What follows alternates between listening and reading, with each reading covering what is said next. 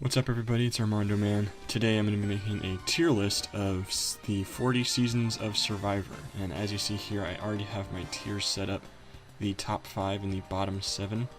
It's for 12 of them, so it's going to leave the other 28 to be distributed amongst these 4 groups, 7 in each group. So it's actually going to be, for those of you who saw my MCU tier list, this is a bit different because I'm actually going to allot a number of seasons to each tier, so every tier will sort of be balanced.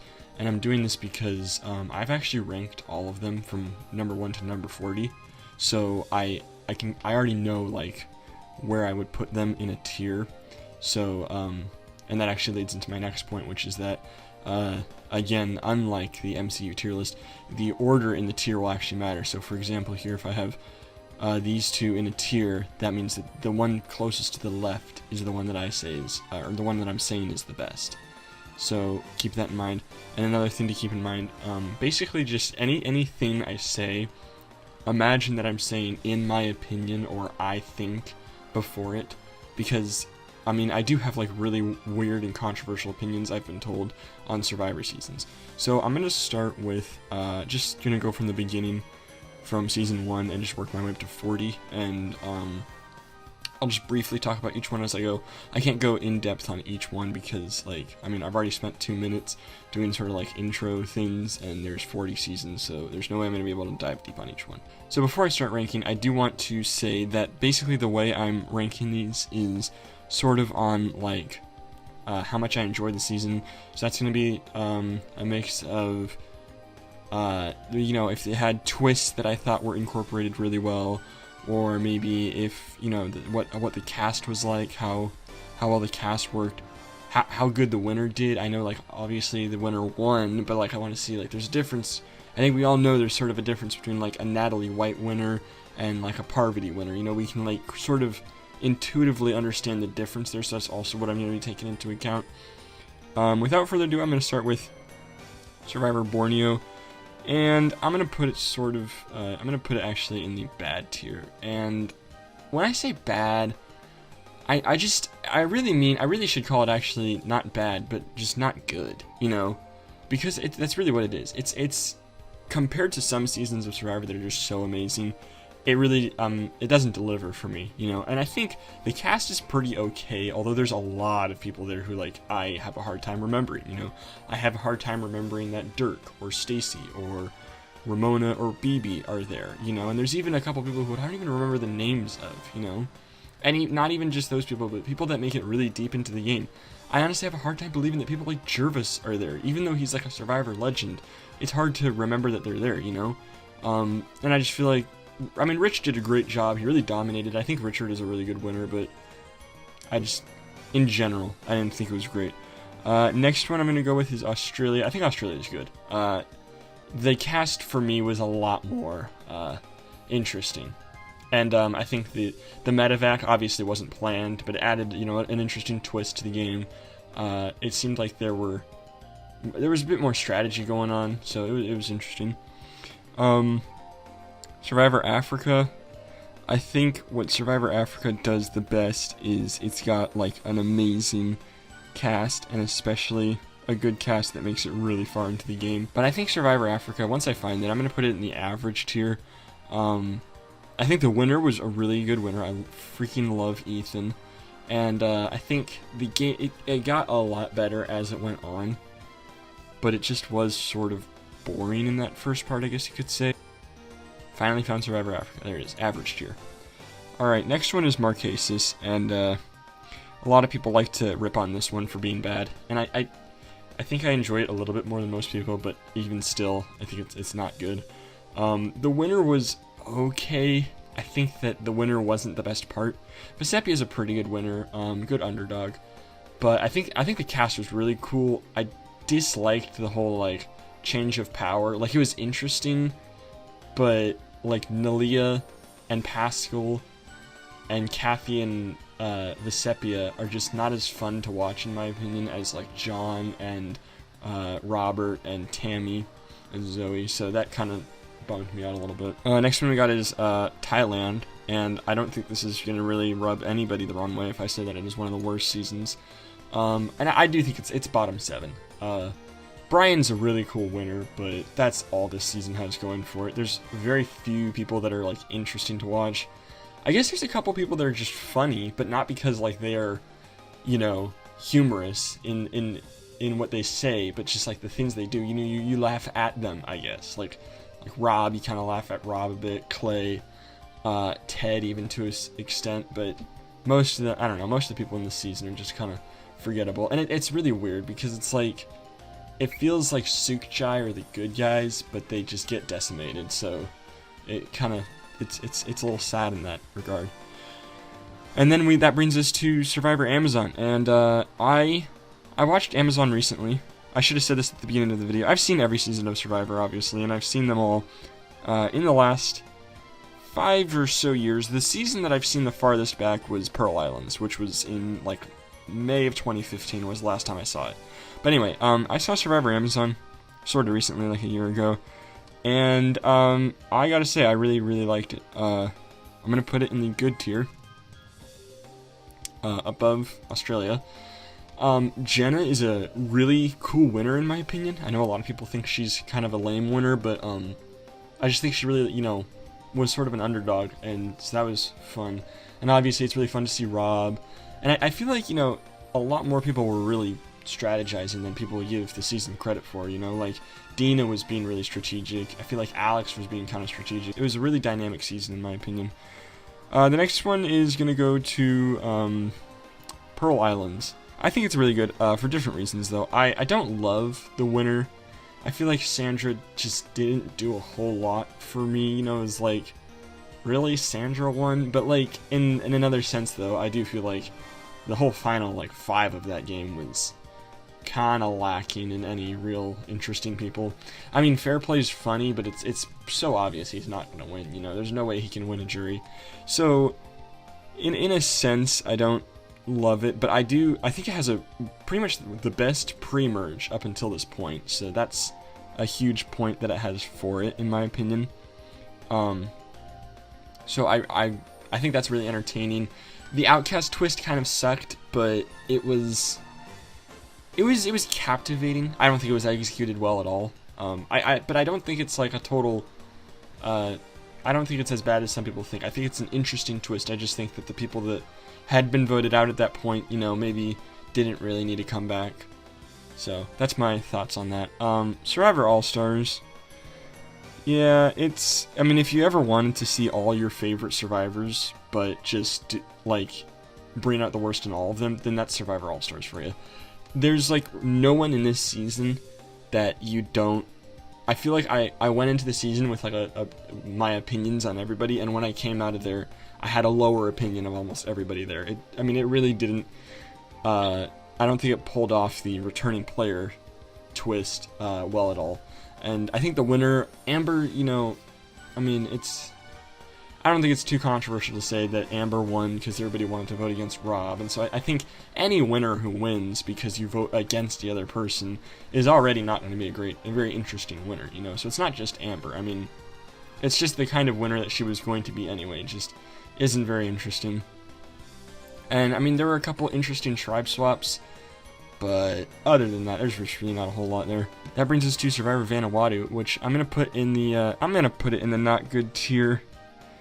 But I'm gonna put it kind of towards the top because I think Chris is a really cool winner, and I think that the man versus woman dynamic there, it worked really well the first time in my opinion, in Amazon, and I think it also worked well this time. I mean, anytime you have it, you do seem to have like an interesting post-merge at the very least. And then we have Survivor Palau, which is going to be my first entrance into the top 5 because I freaking love this season. The pre-merge, even though, I mean, I guess you could say it gets boring watching Karor just absolutely dominate after a while, but I'm entertained by it. I really am. So I really like the pre-merge, and then after that, it just gets even more interesting, you know, seeing Stephanie get absorbed by Karor. It wasn't really even a merge, it was just an absorption.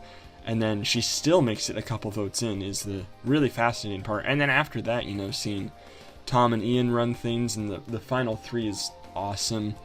And Tom is an excellent winner. I mean, I really don't think there's that many people who watched that season and were disappointed that Tom won. So just all around, it really, you know, checks all the things I look for in the season. Next up is Guatemala. And I liked Guatemala quite a bit. Gonna be putting it in the good tier. I think it's kind of right. It's between Amazon and Australia so far. The cast was actually really good. I've noticed that. Like, there were a lot of memorable people, like Judd, Jamie, Amy, Rafe, even to an extent. I didn't love that Danny won, but the more I think about it, and like the more I look at clips of Guatemala, because I've only seen the season. Well, I saw it when I was like 3, but then I saw it again when I was like 15 or something, and you know, I really wanted Stephanie to win because I had just seen Palau and I was a huge fan of Stephanie. So in that sense, I disliked that Danny won. But you know, after seeing some clips and some more analysis of the season, I'm like, yeah, Danny was actually a decent winner. You know, a good underdog winner. And that brings us to Panama. Survivor Panama. I think it was a pretty average season. I think it's average, and I don't think that's a bad thing at all. I think it's got an interesting dynamic, you know, with how they split up the tribes. Although, I mean, it doesn't really work well, in my opinion, when you just throw it out on day 4, you know, when you just merge them, or you just swap tribes after 1 vote. Like, that was kind of lame to me. And I think that the pre-merge it felt slow to me. I really liked Lamina, so I didn't like to see them just kind of get decimated. And then the post-merge was interesting, you know. I mean, I think what it has going for it is the really interesting players. And Aris is a good winner. I feel bad for Aris, though, because it's like, if you're going against Terry Dietz, you're already marketing yourself as the bad guy, which sucks, because Aris is actually a pretty cool dude. Next up is Cook Islands. What Cook Islands has going really well for it is the cast. I'm going to put it in the excellent tier, because it does have, like, just legend after legend after legend. Parvati, Ozzy, Penner, Candace, and Yule are all in the same season. Like, the fact that that is even a thing that exists amazes me. And I just think it's because of that. That's what makes it such a strong season. The Mutiny twist was interesting. I actually think that was, you know, I think they've tried it a few times, and it was worked the best there, obviously, because people actually mutinied. So, in that sense, the twist was pretty interesting. The 4-tribe thing worked way better in this season, because they didn't just abandon it after the first vote. They kept it for a little bit. I think the way the tribes were divided was kind of, you know, I mean, obviously, if they tried that today, there would be no way that would work. And I know what they were going for, but I just don't think they executed it correctly. I think they executed it a bit more in the following season, although that's about all they did in that season. Survivor Fiji, I'm going to put it in the bottom 7 tier. You know, it was very obvious in Survivor Fiji that they had a very diverse cast, but I think while they did that, they sacrificed a cast of people who were really engaged in the show, because there was only one person there, Gary, that actually auditioned. Everybody else was selected by, like, casting agents, I believe. And the winner, Earl, he was a good winner. You know, it's nice to see a nice guy win. I think the end was really interesting, but it was also a little kind of disappointing to see Yao-Man get voted out, and then Dreams just gets absolutely slaughtered in the final 3. So, I mean, you can sort of predict what's going to happen. Like, Dreams and Cassandra aren't going to win. You kind of know that by the time Yao-Man's out. So, it wasn't very suspenseful, but, I mean, I guess, and that shouldn't count against it, but I just think that when you have this whole list of, you know, the twist of the haves and the have-nots just totally failing, the immunity idols worked, you know, okay, but not the best, and then you add on just a kind of boring finish. Not great. Next one on here is Survivor China, and I honestly think Survivor China is, like, sort of the funniest Survivor season. I know that, like, how funny a season isn't necessarily something you should rank, but it's one of the funniest ones, in my opinion. Like, I was actually surprised when I watched it really recently that, you know, there's people like James and Todd especially, and Courtney, that are just hilarious, and Jean Robert, he's funny to watch as well, and then Dave, even though he gets eliminated pretty early, he's still fun to watch. So I think that's why I'm putting it in the excellent tier, is it's really enjoyable to watch. And the strategy, it's kind of like Borneo in that Todd just totally dominates, But there's people who catch on, you know, like PG catches on, Jean Robert catches on, so it's not just totally unopposed. I think he earns his win pretty well, so that's what I like about that season. And then we get Micronesia, and that's also excellent. I mean, this is just from China onward, a little bit of a spoiler. I mean, we get a really good stretch of seasons. Micronesia was awesome, and I think the whole fans versus favorites dynamic, I think it worked the best in Micronesia. I mean, the fans still kind of got wiped out a little bit, but they made it really far, you know. I mean, Eric and Natalie were 5th and 4th, and I know in Caramoan there was actually a fan in the final 3, but I feel like the fans that made it far in this season were more memorable, and it was like, I really felt like they worked for their high position. And I think the favorites that they chose were all really excellent choices. I'll kind of talk about it in Caramoan, but not so much in, you know, Caramoan.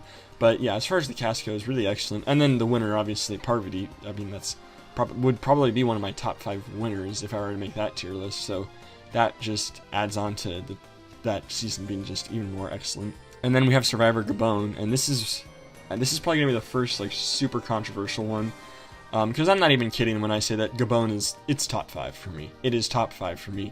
The cast is outstanding, I would say. After like the 2nd or 3rd elimination, it's all interesting strategy and gameplay and cast members from that point out.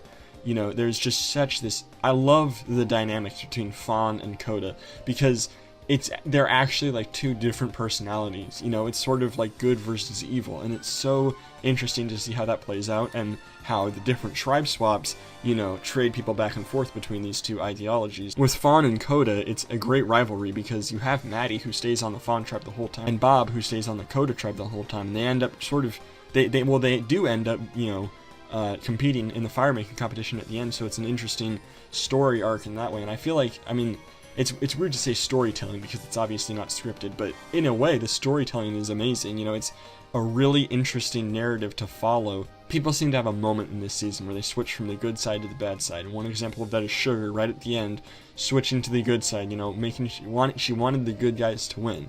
And, you know, Maddie somewhere throughout said, you know what, I'm not gonna swear on my girlfriend again. I'm gonna play with, you know, I'm gonna play with more honor from here on out, and not, you know, try and double deal with people like Ace. So I think that made it just a very interesting season to me. And also, I mean, this is the greatest implementation of a location they've ever had.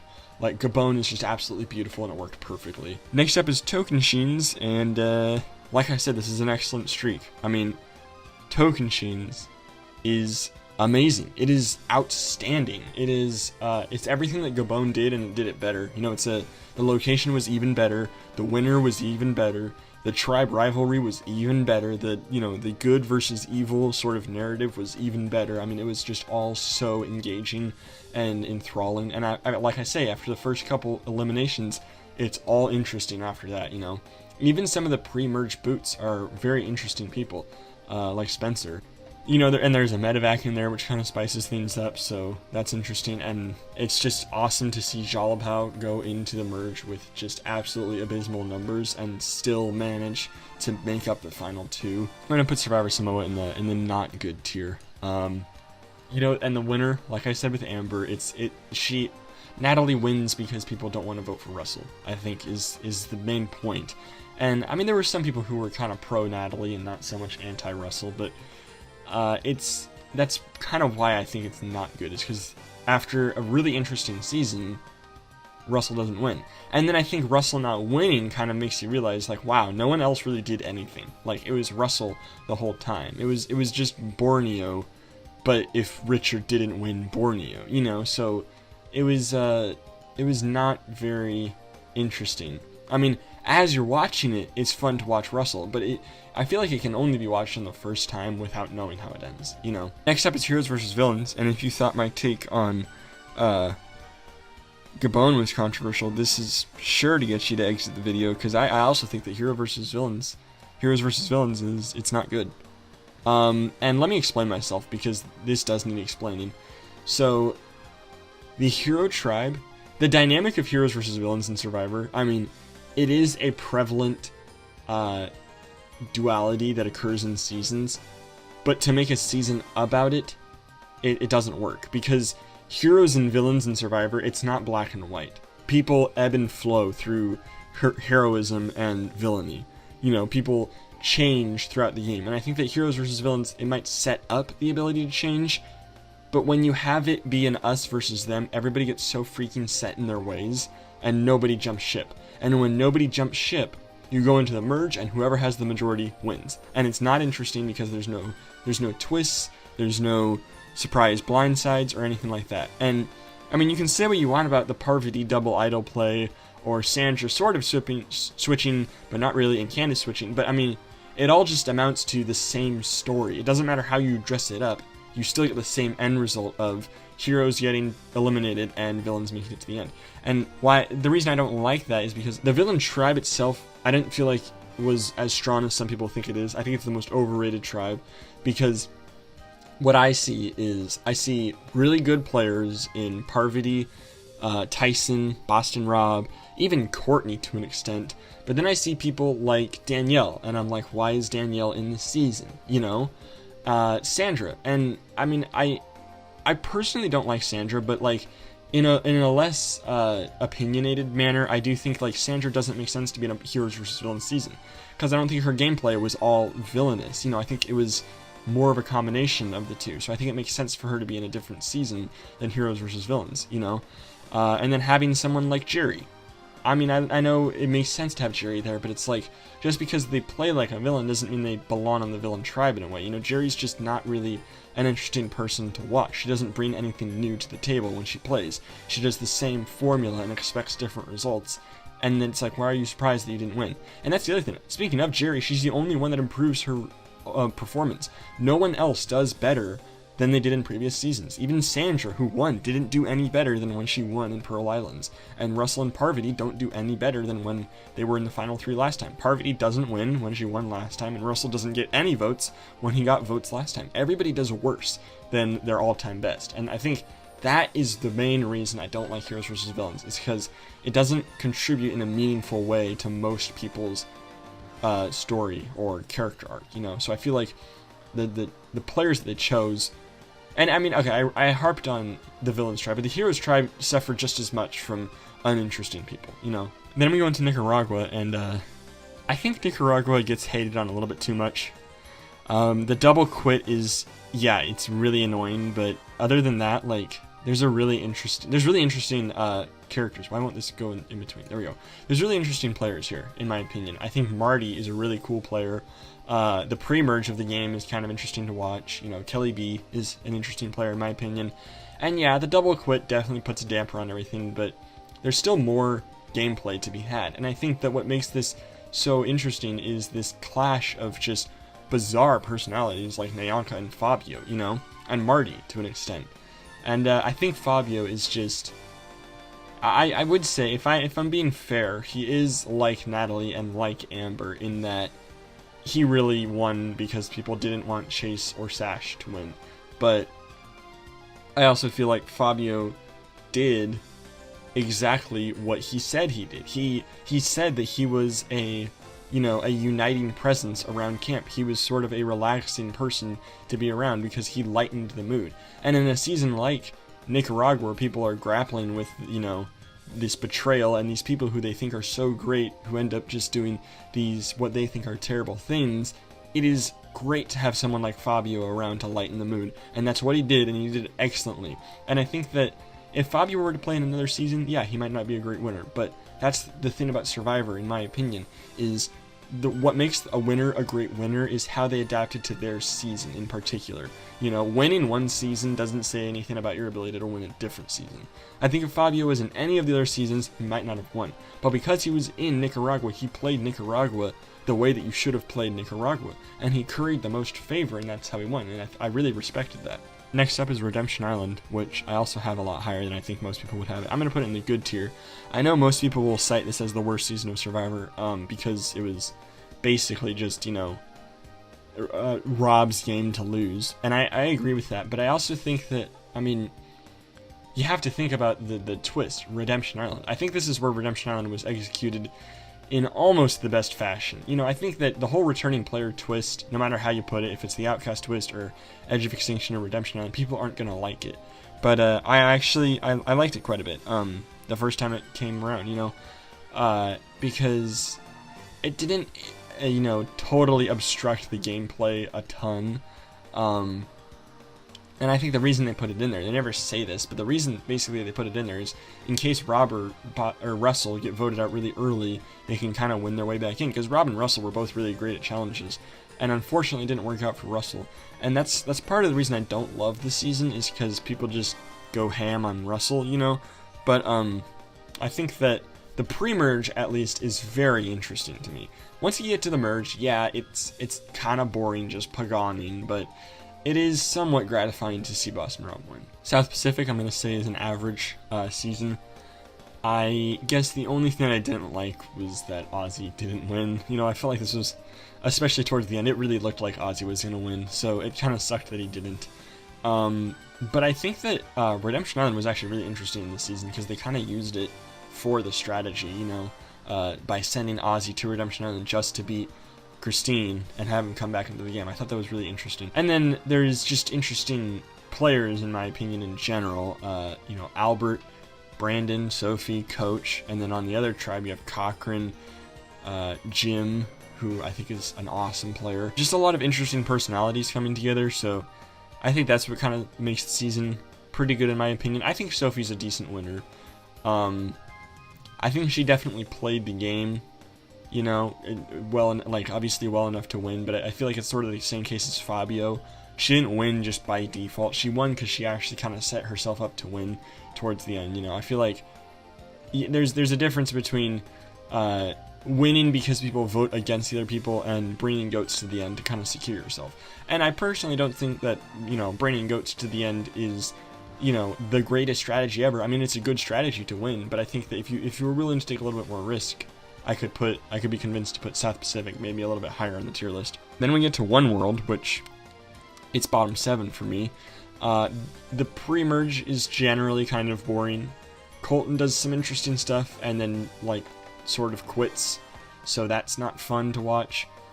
There's interesting people like Monica and Matt and especially Bill, who just get voted out early by Colton for no why reason sometimes, you know. I feel like the Bill elimination is especially heartbreaking just because he goes out with so much grace too. It's I love his quote, Colton, what was it? Colton judged me for my differences and I accepted him for his. I mean, Bill is just, he totally wins in that situation to me. So it's just kind of interesting to see someone like Colton, who I just feel like totally lost that situation, advance farther. And then you get to the merge and Colton's not even there and they just vote off, you know, these really nice people. And I mean, it gets to be a little bit too obvious that Kim is going to totally take the game. And I guess once you know that, it is interesting and entertaining to watch Kim just absolutely dominate. But, you know, I would have liked to see a little bit more of a fight other than just Troyzan, you know.